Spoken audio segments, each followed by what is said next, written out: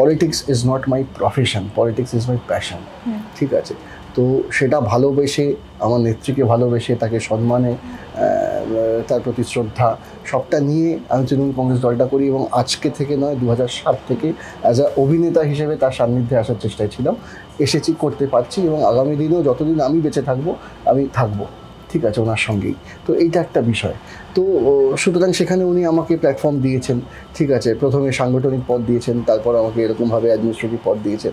তো সবটাই তো তার প্রতি কৃতজ্ঞতা আমার। প্রথমে তুমি জিততে পারোনি, এমন নয় যে পুরোটাও খুব একদম তাই। হ্যাঁ হ্যাঁ হ্যাঁ হ্যাঁ 616 ভোটে হেরেছিলাম। ঠিক আছে, বাঁকুড়া বড়জোড়া বিধানসভা কেন্দ্র থেকে। তো সেখানে কিন্তু তারপরে কিন্তু আমি মুছে যাইনি, কারণ আমি একটা ভেঙে পড়েছিলাম চূড়ান্ত। মুছে যাওয়াটা ভুল হবে যে যাইনি, কিন্তু আমি মনে করেছিলাম যে মাথা নিচু করে আমি বেরোবো না। এবং সেই মুহূর্তে আমার স্পষ্ট মনে আছে, নেত্রী আমাকে বলেছিলেন যে সোহম, আমি চাই তুই আরও পলিটিক্সের সঙ্গে যুক্ত হো। ঠিক আছে, কোনো চিন্তা করিস না, আছে। এইটাই আমার কাছে একদম মানে বেদবাক্য ছিল। না ডাক, ঠিক আছে, চল আবার নতুন করে চলো নানা রকমভাবে। এবং তারপর অভিষেক বন্দ্যোপাধ্যায়ের সঙ্গে সংস্পর্শে আসা, একে অপরের সঙ্গে পরিচয় হওয়া, সুন্দর সুন্দর মুহূর্ত কাটা, এবং তার থেকেও শেখা। তার সঙ্গে আমি পুরোপুরি রাজ্য ঘুরেছি, পুরো গোটা।